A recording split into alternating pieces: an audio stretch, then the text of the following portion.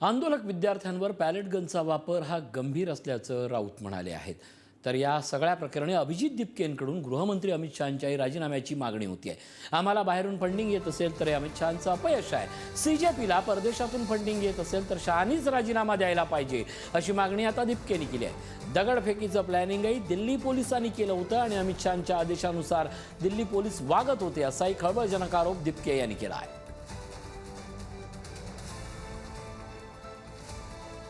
Cockroach जनता पार्टीला बाहेरून funding येते किंवा बाहेरून चालवण्यात येते, तर माझ्या मनात असा प्रश्न येतो, अमित शहा असताना हे सगळं शक्य कसं काय झालं? हे तर मग अमित शहाचं फेलियर आहे। जर आम्हाला बाहेरून फंडिंग येते किंवा कॉकरोच जनता पार्टी बाहेरून चालतीये तर मग हे तर गृहमंत्र्यांचं फेलियर आहे। चाणक्य कसले मग तुम्ही असताना जर बाहेरून फंडिंग येते किंवा बाहेरून चालवण्यात येते मग तर तुम्ही स्वतः फेल झाले आणि तुम्ही राजीनामा दिला पाहिजे। पोलिसांनी हे आधीच प्लॅनिंग केलं होतं की एक दगडांनी भरून ट्रक आणून ठेवायचा, एक आधीच फुटलेली व्हॅन उभा करायची, म्हणजे दुसऱ्या दिवशी सांगता येईल विद्यार्थ्यांनी दगडफेक केली। दगडफेकचं हे पूर्ण जे प्लॅनिंग होतं हे ऑर्केस्ट्रेट पूर्ण दिल्ली पोलिसांनी केले। आणि मला याची आशंका जेव्हा होती तेव्हा मी स्वतः डीसीपीला जाऊन भेटलो आणि मी डीसीपीला विचारला, हा दगडांनी भरलेला ट्रक इथं आला कसं काय? डीसीपी मला म्हणता, अरे अभिजित तुम्ही काही विचार करताय, हा एमसीडीचा ट्रक आहे, बांधकाम जे चालू होतं हा त्याचा सगळा तो डेब्रिस त्याचं आहे म्हणे, बांधकाम जे चालू आहे। ते म्हणलं तुम्ही दुसरं कोणाला येड्यात काढा, आम्हाला येड्यात काढू नका, आम्हाला माहिती आहे पोलीस कशा प्रकारे अमित शहाची ऑर्डर फॉलो करते।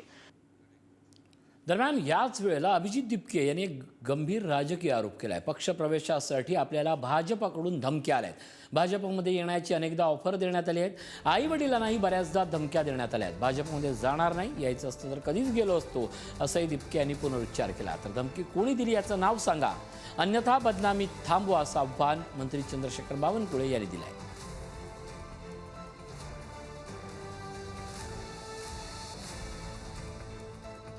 मला किती ऑफर आल्या, मी जाणार नाही भाजपमध्ये। मला जर भाजपमध्ये जायचं असतं मी आधीच गेलो असतो। हां चालू होतं, धमक्या आल्या होत्या की बीजेपी मध्ये सामील झाला तर बरे, नाही तर आंदोलन मागे घ्या, बरे नाही तर तुम्हाला ठोकू, आम्ही गोळ्या घालू, आई बापाचं पाहून घेऊ, आम्ही तुझ्या घरी जाऊन पाहून घेऊ। तर तुम्ही माझ्यावर काय करणार? तुम्ही माझ्या म्हणजे तुम्ही भीती एका 30 वर्षाच्या मुलाला तुम्ही तुमच्या नातवाच्या मुलांना अशा धमक्या देतात, लाज वाटली पाहिजे तुम्हाला। म्हणजे काय करताय तुम्ही? महाराष्ट्रामध्ये 1,51,00,000 भारतीय जनता पार्टीची सदस्य संख्या आहे, प्रायमरी मेंबरशिप आहे, 1 लाख सक्रिय सदस्यता आहे। देशामध्ये 13 कोटी सदस्य संख्या आहे। यापैकी कोणीतरी एका व्यक्तीने माननीय दिपकेजींना भाजपमध्ये या आणि त्यांना धमकी दिली असेल तर त्याने आम्हाला नाव कळवलं पाहिजे, आम्हाला खुलं नाव कळवलं पाहिजे।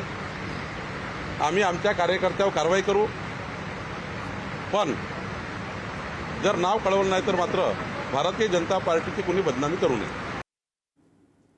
आता भाजपमध्ये जाणार नाही, जायचं असतं तर कधीच गेलो असतो असा दावा केल्यानंतर भाजपच्या वर्तुळात खळबळ माजली आहे।